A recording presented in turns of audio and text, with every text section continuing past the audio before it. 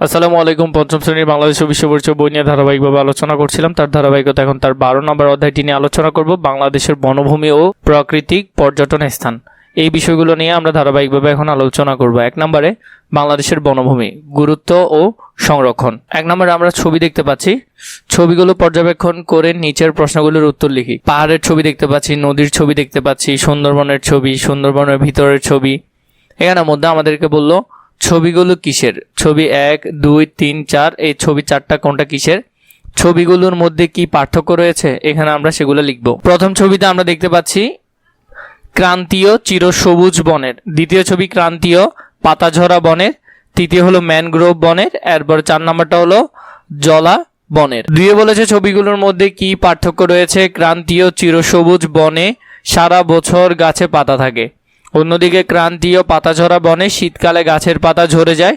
এছাড়া ম্যানগ্রোভ বন হলো সমুদ্র উপকূল বা নদী মোহনার লবণাক্ত ও কাদামাটিতে জন্মানো বিশেষ ধরনের গাছপালা নিয়ে গঠিত বনভূমি। অন্যদিকে হাওর অঞ্চল ও পাহাড়ি বনের নিচু জায়গায় মিঠা পানিতে জলাবন দেখা যায়। এভাবে করে তোমরা এটা সুন্দর করে এখানে লিখে ফেলতে পারবে। পরবর্তীতে আমরা যদি দেখি ক্রান্তীয় চিরসবুজ বন, খাগড়াছড়ি, বান্দরবন, রাঙ্গামাটি, চট্টগ্রাম এবং সিলেট অঞ্চলে পাহাড়ি এলাকায় এই বনভূমি অবস্থিত। এইসব বনে গর্জন, চাপালিশ, তেলসুর, বৈলাম, অর্জুন, ঝাড়ুল, কুমুল, বহেরা ইত্যাদি বৃক্ষ বেশি জন্মে।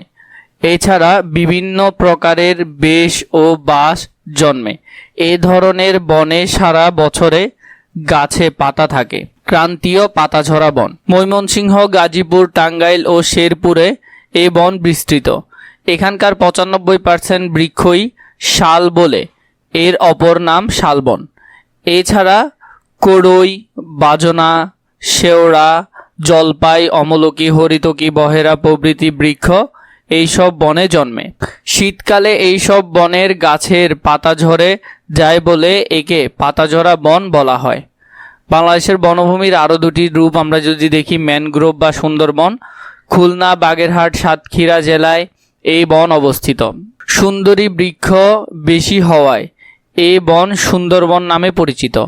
নির্দিষ্ট সময় পর পর এই বন জোয়ারে পানিতে প্লাবিত হয়, তাই এই অঞ্চলের উদ্ভিদের মাঝে অভিযোজন হিসেবে শ্বাসমূল, ঠেসমূল ও জরাজু অঙ্কুরোদ্গমন দেখা যায়। সুন্দরী ও গোলপাতা ছাড়াও পশুর, গেওয়া, কেওড়া, বাইন, দুন্দুল, আমুর ইত্যাদি বৃক্ষ জন্মে। সুন্দরবনে পৃথিবীর বিখ্যাত রয়্যাল বেঙ্গল টাইগার বাস করে। এছাড়া হরিণ, বানর, সজারু, সাপ, বনমোরগ, মৌমাছি এবং নানা ধরনের পাখি পাওয়া যায়। জলাবন, সিলেটের হাওর অঞ্চলে এবং পাহাড়ি বনের নিচু জায়গাগুলোতে এইসব বন দেখা যায়। বর্ষাকালে এইসব বন জঙ্গলে কানায় কানায় ভরে ওঠে। সিলেটের রাতারগুল বাংলাদেশের সবচেয়ে বড় মিঠা পানির জলাবন। জল সহিষ্ণু হিজল, করচ, পানিজাম, কদম, কঞ্জল, অশোক, বরুণ, ডুমুর ইত্যাদি বৃক্ষ এইসব বনে জন্মে। খতে আমাদেরকে বলেছে উপরের অংশটুকু পড়ে তথ্য সংগ্রহ করে নিচের ছক পূরণ করি। বনের ধরন, বৈশিষ্ট্য, কী ধরনের গাছ পাওয়া যায়। প্রথমে ক্রান্তীয় চিরহরিৎ বন, ক্রান্তীয় পাতাঝরা, ম্যানগ্রোভ এবং জলাবন, এগুলো আমরা ধারাবাহিকভাবে এখন পূরণ করব। বনের ধরন, বৈশিষ্ট্য, কী ধরনের গাছ পাওয়া যায়। ক্রান্তীয় চিরসবুজ বন, সারা বছর গাছে পাতা থাকে। গর্জন, চাপালিশ, তেলসুর, বৈলাম, অর্জুন, জারুল, কুসুম, বহেরা, বেত, বাঁশ ইত্যাদি। ক্রান্তীয় পাতাঝরা বন, শীতকালে গাছের পাতা ঝরে যায়। শাল, কড়ই, বাজনা, শেওড়া, জলপাই, অমলকি, হরিতকি, বহেরা ইত্যাদি।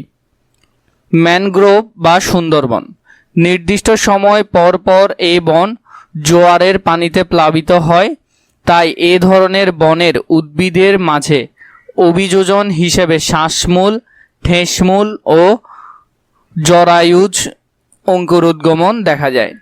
সুন্দরী, গোলপাতা, পশুর, গেওয়া, কেওড়া, বাইন, দুন্দুল, আমুর ইত্যাদি। জলাবন। হাওর অঞ্চলে ও পাহাড়ি বনের নিচু জায়গায় মিঠা পানি দেখা যায়। বর্ষাকালে এইসব বন জলে কানায় কানায় ভরে ওঠে। হিজল, করচ, পানিজাম, কদম, কাঞ্জল, অশোক, বরুণ, ডুমুর প্রভৃতি গাছ। তাহলে এখান থেকে তোমরা এই সুন্দর করে এটা লিখে ফেলতে পারবে এই চার্টের মধ্যে। মানব জীবনে বনাঞ্চলের গুরুত্ব অপরিসীম।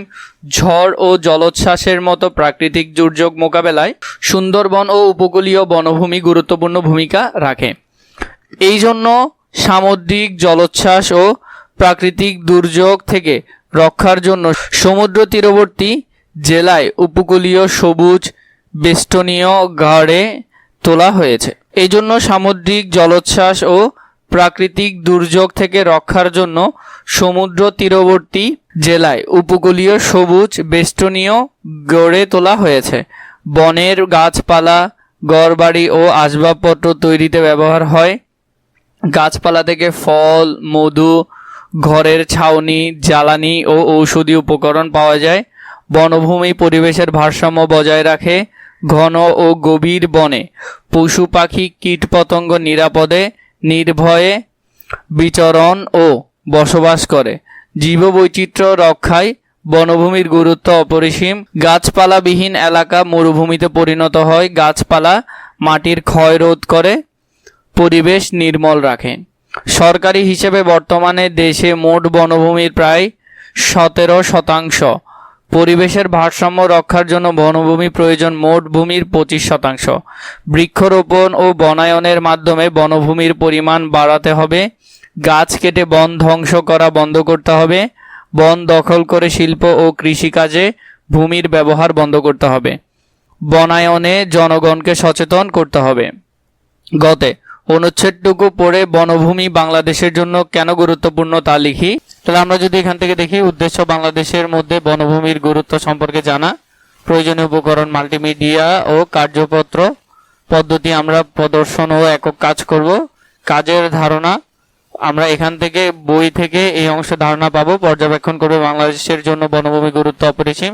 এদেশে ঝড় ও জলোচ্ছ্বাসের মতো প্রাকৃতিক দুর্যোগ মোকাবেলায় সুন্দরবন উপকূলীয় বনভূমি গুরুত্বপূর্ণ ভূমিকা রাখে। বনের গাছপালা ঘরবাড়ি ও আসবাবপত্র তৈরিতে ব্যবহৃত হয়। গাছপালা থেকে ফল, মধু, ঘরের ছাউনি, জ্বালানি ও ঔষধি উপকরণ পাওয়া যায়। বনভূমি এদেশের পরিবেশের ভারসাম্য বজায় রাখে। ঘন ও গভীর বনে পশু পাখি কীটপতঙ্গ নিরাপদে নির্ভয়ে বিচরণ ও বসবাস করে। এছাড়া এদেশের জীববৈচিত্র্য রক্ষায়ও বনভূমি গুরুত্ব অপরিসীম। এভাবে করে তোমরা এই অংশটা সুন্দর করে এখানে লিখতে পারবে। তারপর বাংলাদেশের বনভূমি কিভাবে সংরক্ষণ করব তা লিখে এখানে তা লিখবো। আমরা যদি দেখি সমাধানের মধ্যে, বাংলাদেশের বনভূমি সংরক্ষণের জন্য বৃক্ষরোপণ ও বনায়নের মাধ্যমে বনভূমির পরিমাণ বাড়াতে হবে। গাছ কেটে বন ধ্বংস করা বন্ধ করতে হবে। বন দখল করে শিল্প ও কৃষিকাজে ভূমির ব্যবহার বন্ধ করতে হবে।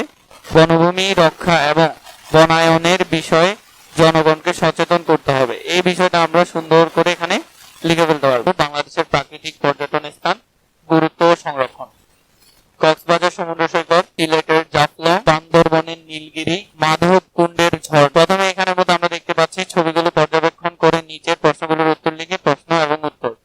ছবিগুলো কিসের? ছবিগুলো স্থানগুলো প্রাকৃতিক না মানুষের তৈরি? এগুলো কেন বিখ্যাত? এই অংশটা আমরা সুন্দর করে পড়ব। ছবিগুলো কিসের? ছবিগুলো বাংলাদেশের বিভিন্ন প্রাকৃতিক পর্যটন। ছবির স্থানগুলো প্রাকৃতিক না মানুষের তৈরি? এগুলো সবগুলো হলো প্রাকৃতিক।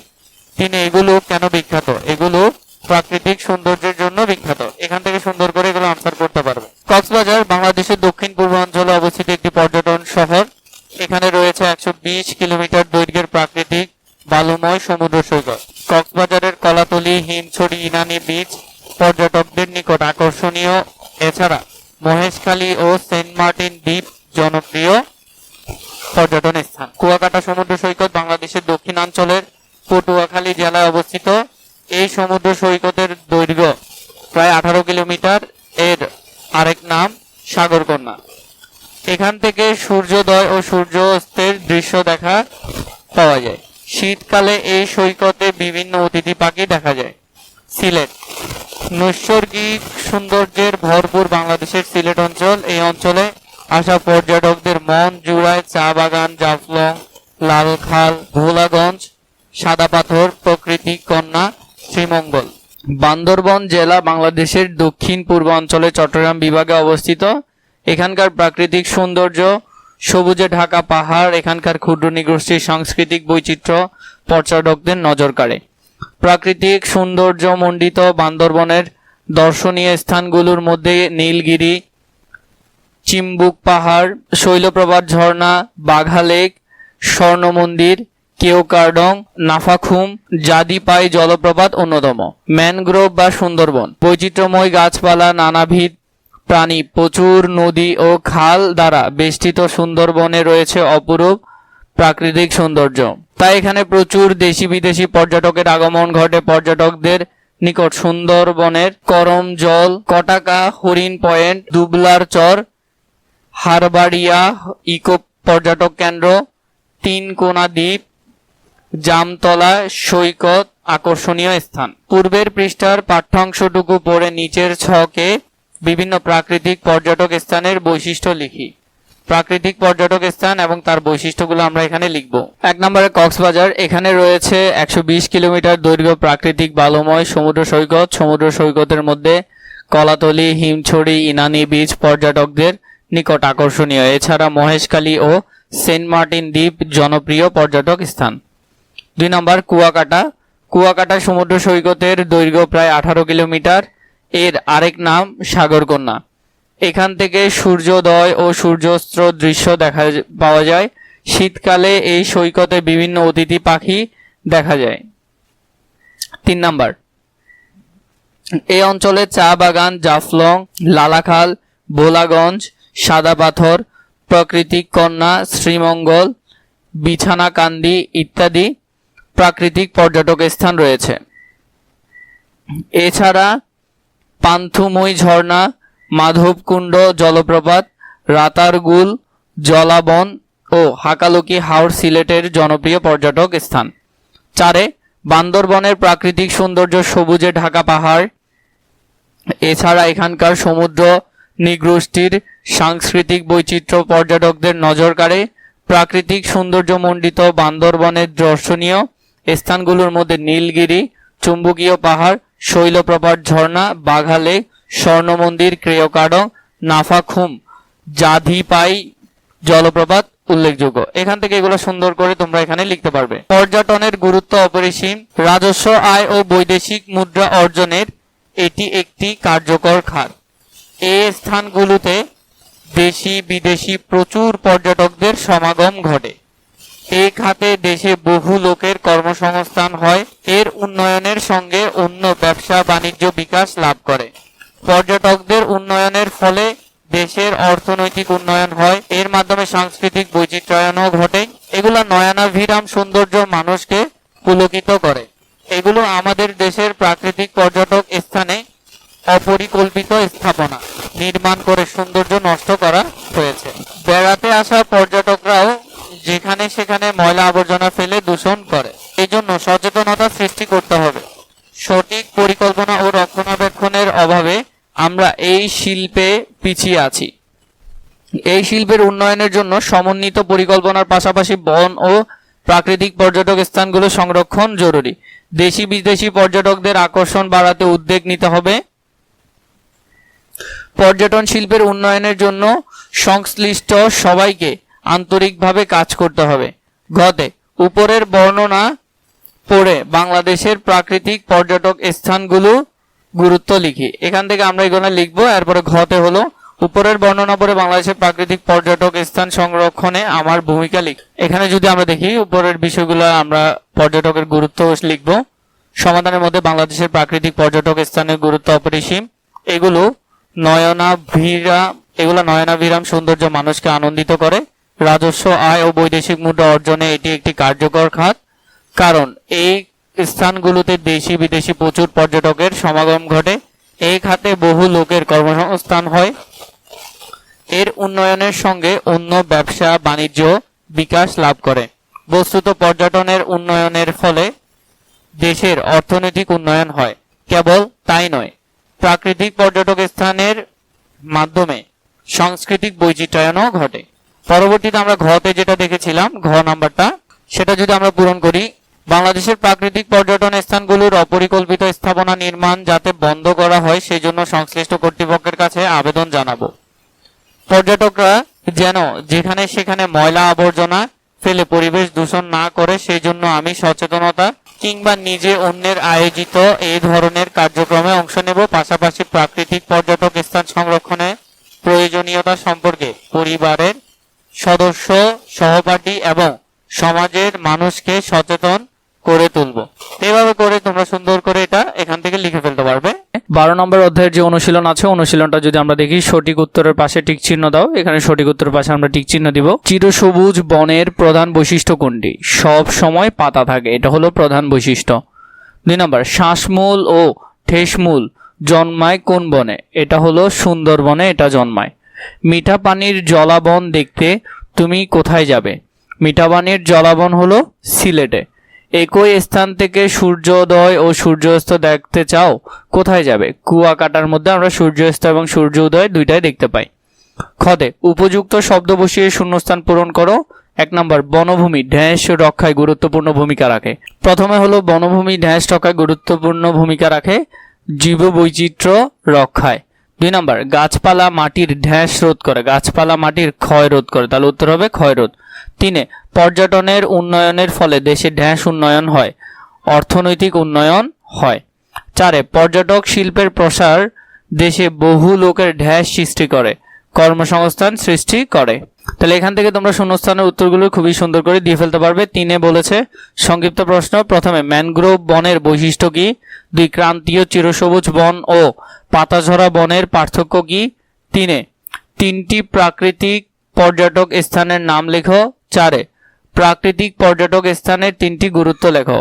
তাহলে প্রথমটার আমরা যদি উত্তর দেখি, ম্যানগ্রোভ বনের বৈশিষ্ট্য কি? ম্যানগ্রোভ বন হলো সমুদ্র উপকূলীয় বা নদী মোহনার লবণাক্ত ও কাদামাটিতে জন্মানো বিশেষ ধরনের গাছপালা নিয়ে গঠিত বনভূমি। নির্দিষ্ট সময় পর পর এই ধরনের বন জোয়ারের পানিতে প্লাবিত হয়। এ কারণে ম্যানগ্রোভ বনের উদ্ভিদের মাঝে অভিযোজন হিসেবে শ্বাসমূল, ঠেসমূল, জরায়ুজ অঙ্কুরোদ্গমন দেখা দেয়। প্রশ্ন 2, ক্রান্তীয় চিরসবুজ বন ও পাতাঝরা বনের মধ্যে পার্থক্য। ক্রান্তীয় চিরসবুজ বন সারা বছর গাছে পাতা থাকে, অন্যদিকে ক্রান্তীয় পাতাঝরা বনে শীতকালে গাছের পাতা ঝরে যায়। 3টি প্রাকৃতিক পর্যটক স্থানের নাম লেখো। 3টি প্রাকৃতিক পর্যটক স্থানের নাম হলো 1, কক্সবাজার সমুদ্র সৈকত, 2, সিলেটের জাফলং এবং বান্দরবনের নীলগিরি। 4 নম্বর, প্রাকৃতিক পর্যটক স্থানের 3টি গুরুত্ব লেখো। প্রাকৃতিক পর্যটক স্থানের 3টি গুরুত্ব হলো, প্রাকৃতিক পর্যটক স্থানের নয়নাভিরাম দৃশ্য মানুষকে আনন্দিত করে। 2, প্রাকৃতিক পর্যটক স্থানে রাজস্ব আয় ও বৈদেশিক মুদ্রা অর্জনে একটি কার্যকর খাত। এরপর 3, প্রাকৃতিক পর্যটক স্থানে কেন্দ্র করে বহু লোকের কর্মসংস্থান হয়। ঘতে যদি দেখো বর্ণনামূলক প্রশ্ন, 1 নম্বরে পরিবেশের ভারসাম্য রক্ষায় বনভূমি ভূমিকা ব্যাখ্যা করো। 2, বাংলাদেশের প্রাকৃতিক পর্যটক স্থান সংরক্ষণে তুমি কিভাবে ভূমিকা রাখবে তা বর্ণনা করো। এই 2টা প্রশ্নের উত্তর আমরা এখন ধারাবাহিকভাবে দেখব। 1 নম্বর, পরিবেশের ভারসাম্য রক্ষায় বনভূমির ভূমিকা ব্যাখ্যা করো। পরিবেশের ভারসাম্য রক্ষায় বনভূমি অসামান্য ভূমিকা পালন করে। বনে পশু পাখি কীটপতঙ্গ নিরাপদে নির্ভয়ে বিচরণ ও বসবাস করে। এইসব প্রাণীকে আশ্রয় দিয়ে বনভূমি পরিবেশের ভারসাম্য রক্ষায় গুরুত্বপূর্ণ ভূমিকা পালন করে। বনভূমি বৈচিত্র্যের রক্ষা করেও পরিবেশের ভারসাম্য বজায় রাখে, কারণ জীববৈচিত্র্য নষ্ট হলে পরিবেশের ভারসাম্য নষ্ট হয়ে যায়। বনভূমি ঝড়, জলোচ্ছ্বাসের মতো প্রাকৃতিক দুর্যোগ প্রতিরোধ করেও পরিবেশের ভারসাম্য রক্ষা করে। এছাড়াও বনভূমি মাটির ক্ষয়রোধ, পরিবেশের নির্মলতা রক্ষা ইত্যাদির মাধ্যমে পরিবেশের ভারসাম্য রক্ষায় ভূমিকা রাখে। 2 যদি দেখি, বাংলাদেশের প্রাকৃতিক পর্যটক স্থান সংরক্ষণে তুমি কিভাবে ভূমিকা রাখবে তা বর্ণনা করো। বাংলাদেশের প্রাকৃতিক পর্যটক স্থান সংরক্ষণে আমি যেভাবে ভূমিকা রাখবো তা হলো, আমার দেশের প্রাকৃতিক পর্যটক স্থানগুলো অনেক অপরিকল্পিত স্থাপনা নির্মাণ করে সৌন্দর্য নষ্ট করা হয়। এই ধরনের স্থাপনা নির্মাণ যাতে বন্ধ করা হয় সেজন্য সংশ্লিষ্ট কর্তৃপক্ষের কাছে আবেদন জানাবো। এছাড়া বিভিন্ন প্রাকৃতিক পর্যটক স্থানে বেড়াতে আসা পর্যটকরা যেখানে সেখানে ময়লা আবর্জনা ফেলে পরিবেশ দূষণ করে, পর্যটকরা যেন এমনটি না করে সেই জন্য আমি সচেতনতা সৃষ্টিমূলক কার্যক্রম পরিচালনা করব কিংবা নিজে অন্যের আয়োজিত এই ধরনের কার্যক্রমে অংশ নিব। পাশাপাশি প্রাকৃতিক পর্যটক স্থান সংরক্ষণে প্রয়োজনীয়তা সম্পর্কে পরিবারের সদস্য, সহপাঠী এবং সমাজের মানুষদেরকে সচেতন করে তুলব। এভাবে করে তোমরা এই অধ্যায়টাও খুবই সুন্দর করে সমাধান করে ফেলতে পারবে।